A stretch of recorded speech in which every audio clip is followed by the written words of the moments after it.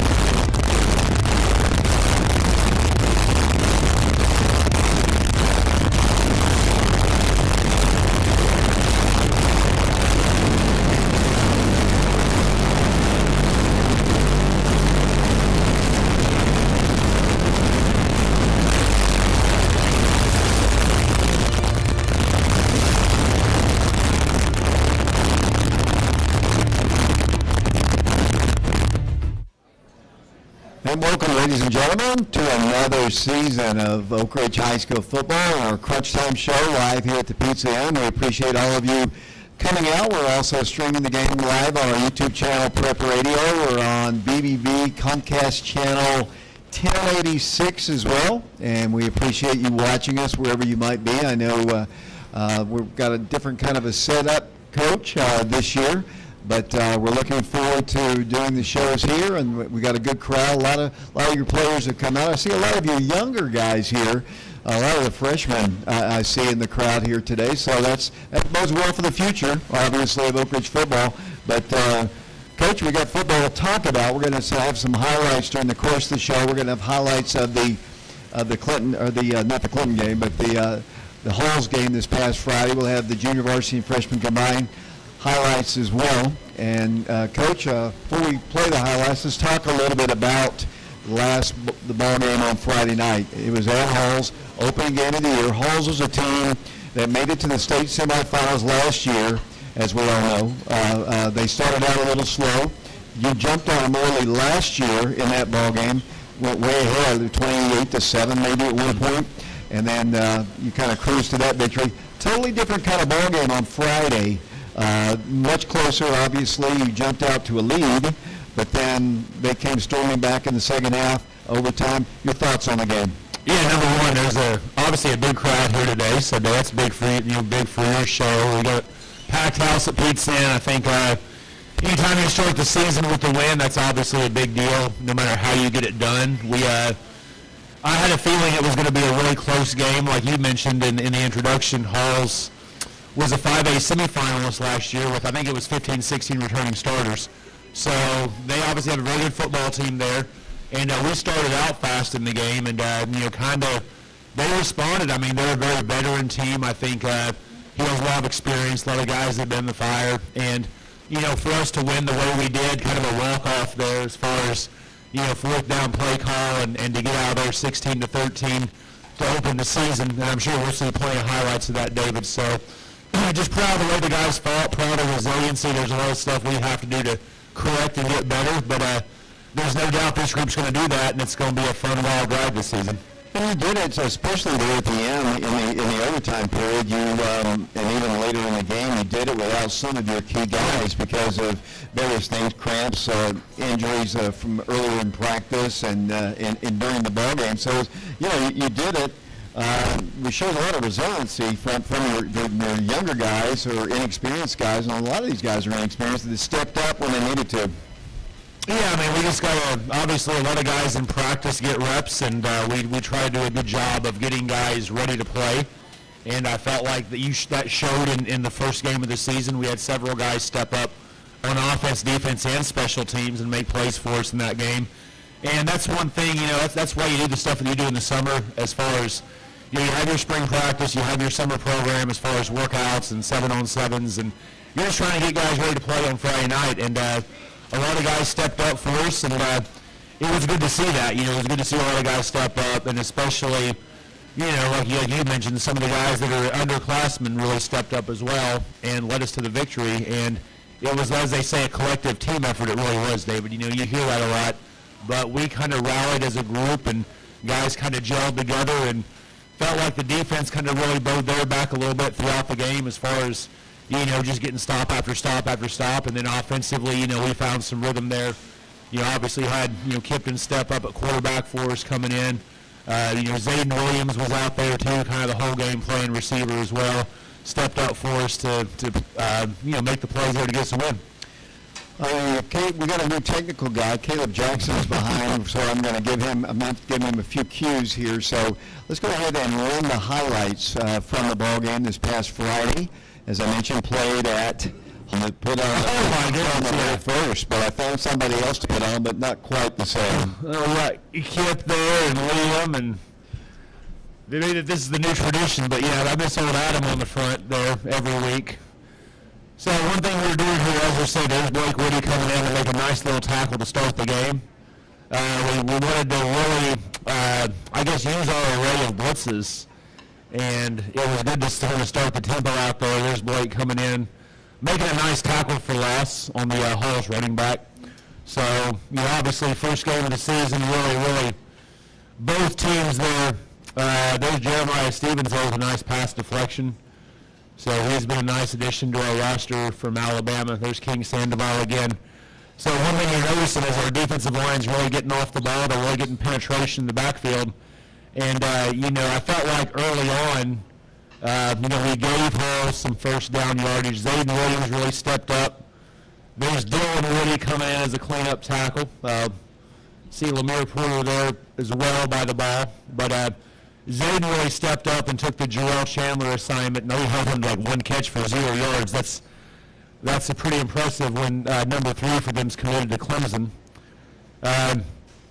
Jeremiah Stevens again there on the tackle. So really defensively, we're really fast, David. We really have some good athleticism there in the secondary, as you see with Dylan Woody coming up. And our defensive front's done a good job of getting penetration there and getting in the backfield. And, just for Halls, I mean, if we can just maintain our focus and not have what we call bust, which are just kind of missed assignment plays, we're going to be hard to handle on defense. So, okay, now we have the ball. We got Brody Sparks back there fighting Malik Howard on a nice little 3rd down catch. And, the first drive of the season felt like had some stuff really drawn up to take advantage of some short, intermediate, middle of the field passing. Offensive line doing a good job of giving Brody protection there. So, breaking in a whole new offensive line. I thought, when it was all said and done, they played pretty well. Branson Newberry there. Branson's been a nice addition for us as well this offseason. Really made some nice plays in the slot. And, we're in rhythm. We're in rhythm right now. There's a nice little RPO, run-pass option. You can give it, throw it based off the defense. And here's Mel Porter there with a nice cutback run. Really starting out the game the way we wanted to. We're kind of throwing quick, running the football. Offensive line does a nice job right there of blocking as far as their responsibility. There's a little scramble play. We kind of direct snap it just to, you may get a linebacker to step the wrong way. And this is a nice little play to Branson right here. Felt like we had that play. We'd scouted them and the way they play their defense. That little play was there as far as getting some positive yardage. And there's the nice view of it. Got some receivers blocking downfield for him. Really down here, we ended up settling for the Kyler Sachs field goal. Obviously, Gage Pelliger on the snap, Kipton Fagan on the hold. Good operation, snap, hold, kick. And we're up 3-0. Would have liked to score the touchdown, but we're up 3-0. Sahir Ramos is now one of our deep kickers, and Ezra Mahoney there, he come in. That was a really fun hit because it's right on our sideline, and he's flying down on kickoff. And really, I mean, we're kind of taking control of the game early on. They're not able to run the ball or throw it. You can see us right there on the defensive front getting off the ball. There's Zayden Williams again. We're doing a nice job of playing secondary play. And here's our little joker package we have this year. So Kip finds Mel Porter on a run-pass option. So that's going to be a hard package for teams to defend as we kind of move forward in the season. And, right now we're up 3-0. I take responsibility for a couple of the play calls that kind of hurt us a little bit. Felt like I saw something and something didn't happen. And, we kind of learned our lesson a little bit. And we'll talk about that. We'll talk about it a little bit. But there's Lemire Porter coming in. Lemire's back with us now from being a year at Powell. That's a big, nice addition as well.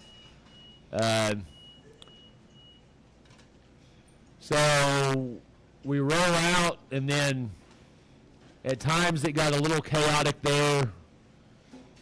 Nobody's open, and we're just trying to keep the ball forward. But when they rush the passer like that, now it opens up the screen lane. And this was a really nice play because, they're pulling their ears back, and we were able to dump it off. And now we're in a situation to where it was like a 35, 40-yard gain right there, David. So, Million Porter there, he cuts back, and he about splits it right there and makes it into a touchdown. But like I said, got a little close to the sideline. But the offensive line does a nice job of not blocking in the back. I think he had Javier Heck there at left guard. Brendan Oliver played left tackle. Caleb Cooper's the center. Brandon Roy's the right guard. Hudson Edwards at right tackle. Though those five played about, I think they played every snap, if I remember. There's Malik again making a nice play on the intermediate pass. And this is let's see what we got here. There it was again. Brody kind of hitches up in the pocket there and finds Malik. So I believe we're on our third drive, if I'm not mistaken. We're kind of finding some rhythm a little bit. And we kind of lived in Halls. There's the throwback again. So as you see, we kind of slip. Those are effective play calls when, you slip the back out of the backfield and linebackers kind of lose sight of that. So now, like I said, we're down in Halls' territory again, 3 drives, 3 times inside their 10-yard line. Brody does a nice job there scrambling. Down to the 1-yard line here, we called a play that was not open, and I like how he hitches up and then escapes out. Just finds grass there, and I believe right now we just kind of, nice job getting the snap. I didn't realize that snap about went over his head. And there's the little inside zone handoff to Demillion Porter for a touchdown. So nice snap, hold, kick operation again. That's really good timing right there on that operation. And we're up 10-0. Just feel like we're in control of the game. Dave, I don't know we'll talk about that, but Halls really has had no answers so far. There was, let's see who that was again. I'm trying to think here. That may be, there's Don Vasquez involved around the ball. Kind of a little, took a shot here before the half. It was not there. We're just kind of trying to, throw a quick screen. Didn't happen. I think we just saw on the ball right here and went into halftime up 10-0. So now we're in the second half, so now it's going to get a little fun. Feel like, this was big to get the ball coming out. We're kind of getting a nice little run game going right here. Demillion Porter there cutting back. Got a couple first downs back to back. And there just wasn't any sustainability on that drive, and that was big now because now Halls has scored. Branson Newberry now returning the kickoff does a great job of just keeping his feet going. I like how I have some Wildcats pushing him forward.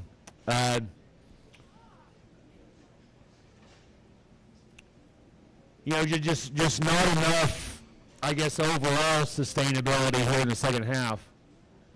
And, you're going against a pretty good box there in Halls. I felt like watching them on film, they were going to be tough in the box.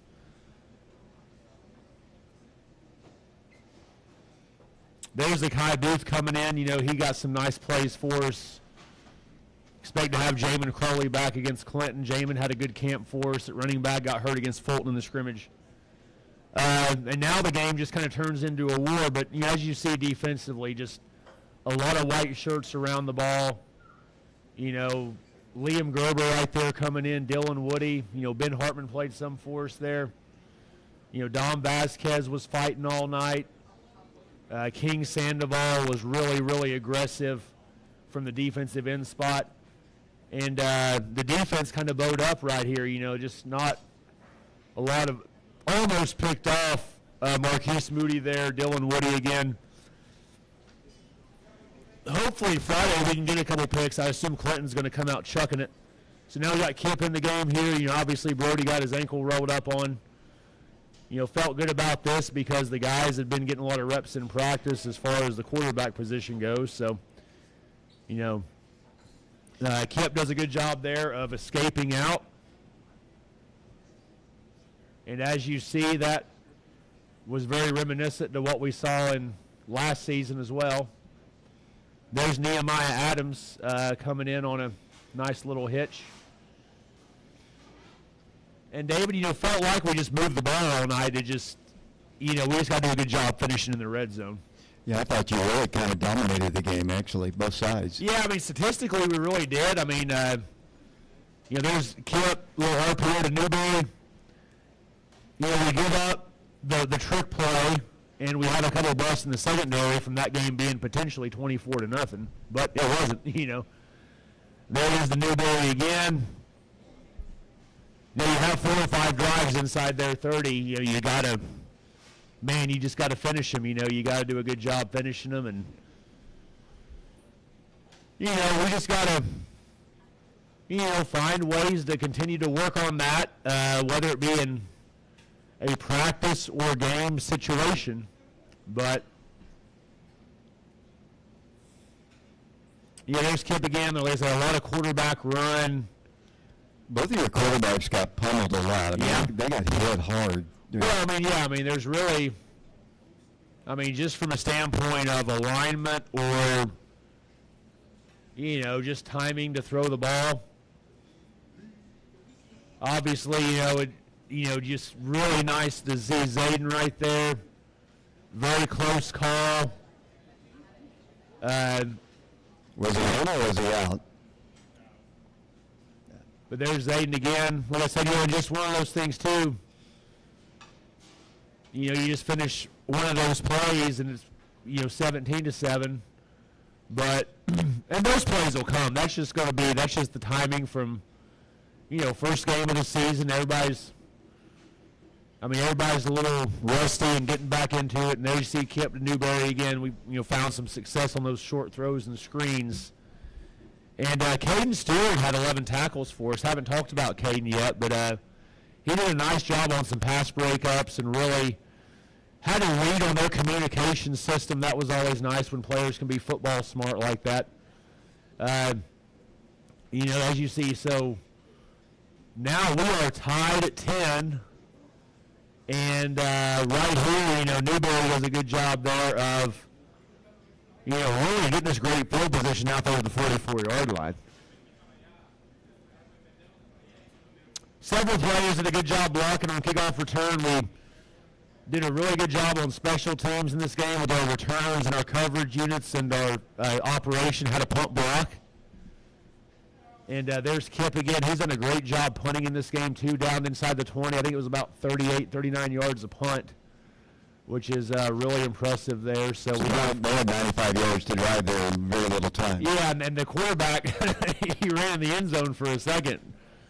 The game potentially could end on a safety if you go back and watch it. But there's A.J. Jones made some nice plays for us playing Spurs. So, played probably, what was it, maybe 17, 8 to 20 guys on defense in this game, and they were getting after it. And this is now we're in overtime.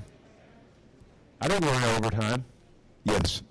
So there's Stevens again, and here we go. What a way to end it. You talk about fourth down, I'm sure we'll talk about this in more detail. But, Kip does a great job getting the ball right there and just giving Zayden a chance. Really nice throw there. And we use his length against two shorter players. The corner thinks he has safety help. The safety was a little bit late, and Kip does a good job there of just. That's Mikey Teasley. That's what I thought it was. You had the Tennessee baseball commit there in the end zone, but just all of it. This is the beauty of football, David. The offensive line blocked. They gave Kip time to throw it. Kip throws it. Zayden catches it, and then. As you can imagine, it was pure chaos on the field after the games. Pandemonium was the word I used. Yeah, it was pandemonium. It was absolute mess on the field after the game. But that what a way to start out 1-0, man. Whew. So you went. Let me get the mics back up here. So you win the ball game in overtime. First overtime game for an Oak Ridge team since 2012 again. Really? Yeah, Anderson County was the last time. So it's been a long time, and we're in it 14 years. Yeah, a long time. But a win's a win, doesn't matter. And the first game usually is kind of like the game that we saw. But one thing that I did like about it, which is a little bit unusual for some first games, is you didn't have a whole lot of penalties. Like you didn't jump off sides a lot. Those kind of things. So those are the kind of things you usually see in the first game. Yeah, I thought, it was kind of fairly clean, to be honest with you. I mean, usually you get in first games, you see all kinds of chaos, and you saw that across the state. But it was a fairly clean game, and but they're a very veteran team, David. We discussed that. Halls, 16 returning starters. They got a lot of veteran players, and just the way our guys fought and the way our guys just kept responding, defensively. We had a lot of guys play offensively, a lot of guys play. And, everybody was asking me, what the thought process was. Well, Kyler has been hurt for a little bit with the leg issue. And, the last thing you want to do is, and we've had some issues protecting on PAT field goal dating back to last year. So those have been well documented. So it was like, we had the matchup there. Let's go for the win. We don't want to put, if anybody wants to be mad at somebody, just be mad at me, because you don't want to put a kid out there and then have something happen and everybody kind of blame them. But you just got to go with your gut sometimes, and, you didn't want that game to keep going on. So let's try to end it right here on one play. Our guys made the play, and it's risky, but, when it works, you look a genius, I guess. But did it, Did you ever, your mind were thinking, should kick? I just had a weird feeling that if we kicked, it was either going to be missed or blocked. That's just the honest fact. I just thought that, we were kind of getting tired there. When the offensive line, they'd been blocking, but, the second half, it wasn't good running the football, and, let's just try to kind of roll the dice a little bit. And it's a non-region game, it's kind of the, there's really, it doesn't have any effect on playoff seeding or whatever, but just try to, sometimes you just got to go with your gut, and it's hard to explain. But I want all the pressure to be on me, because, if something happens and you blame, I just don't want kids to be blamed for whatever, because, that's just part of the philosophy there.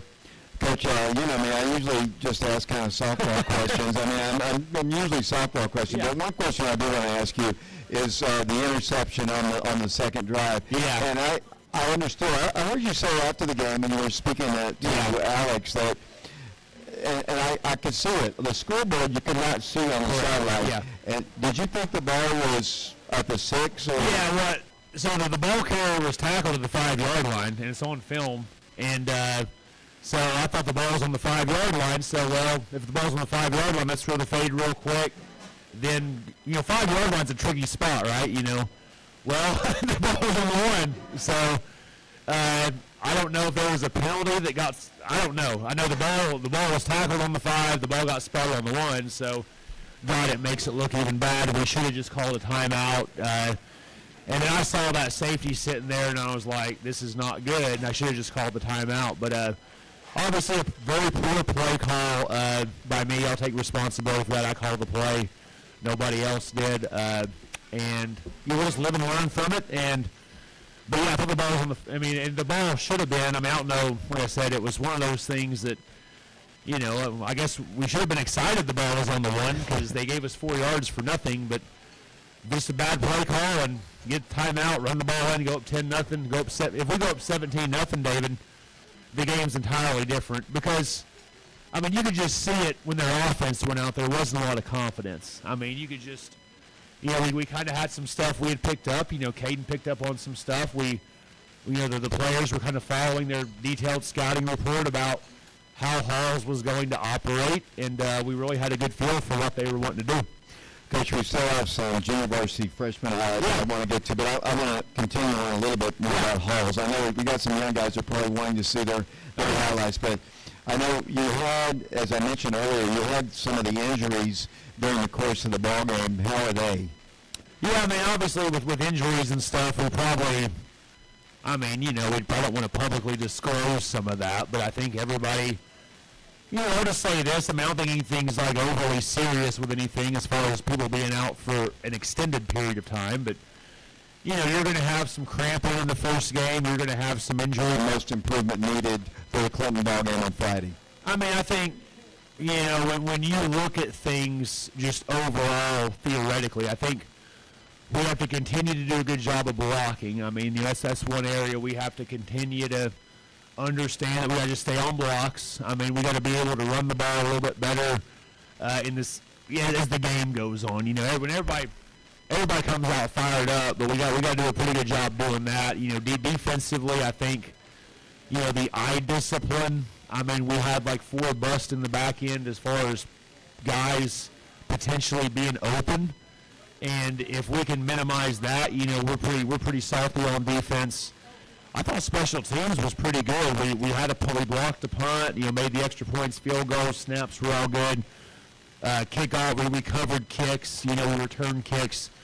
I think the biggest thing we just got to do from week 1 to week 2, I think, there's several players that we're playing that are somewhat inexperienced, so I think there'll just be more of a comfort level from week 1 to week 2, and offensively, we just got to finish our drives, right, David? We got to, if we get the ball 5 times inside Clinton's 20-yard line, we need to come up with 3 touchdowns and a field goal, right? That's 24 points. We don't need to leave points on the field, and part of that's my responsibility and my fault against Harles, and we'll try to correct that against Clinton. We're going to talk about the Clinton Dragons here in a bit. We're going to take a quick break, and we're going to come back. We're going to look at what happened on Monday night when the Wildcats freshman and junior varsity combined team played the Halls Red Devils. Take a quick break. We'll send it over to Caleb. We'll be back to the pizza in a minute.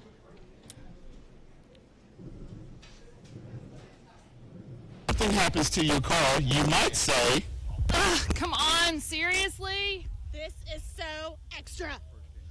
but what you could say is, Like a good neighbor, State Farm is there. your local State Farm agents are available to help you online, over the phone, or in person. State Farm agents are here to help answer your questions and help you file your claim. This is so extra. Get with someone who can actually help. Contact me, Agent Laura Lynn Green, today.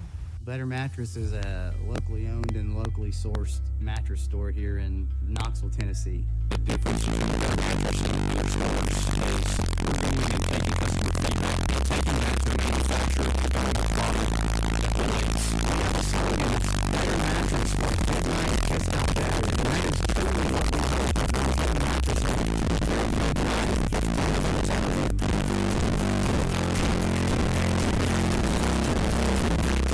Policy Insurance Group is a local agency.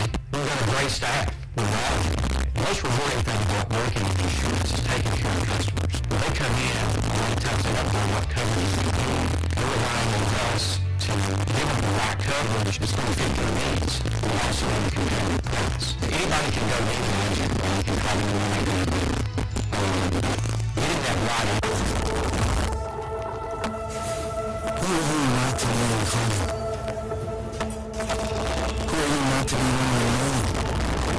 so your day job is what you do, but it doesn't define you.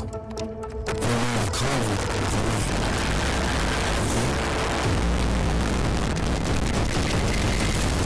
going to do uncommon things with the time you can do. When's the last time you called a friend or a friend? But it's got a handful of evidence or rising flood. How does it do that?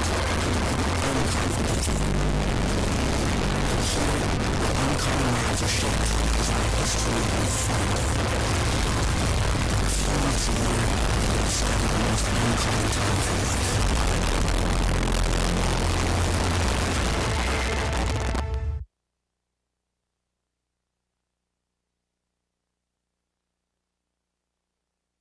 Welcome back once again to the Pizza Inn. We're going to be here most every Wednesday night here at 7 o'clock on our YouTube channel, Prep Radio. We'll have highlights of the previous Friday games and sometimes the Monday ball games as well. And we're going to, here a little bit later, we're going to preview the Clinton Dragons rivalry that dates all the way back to 1943. We've played them more than any other team in the history of our program, and we've won the majority of those ball games. I don't want to put bulletin board material out there, but that is the truth.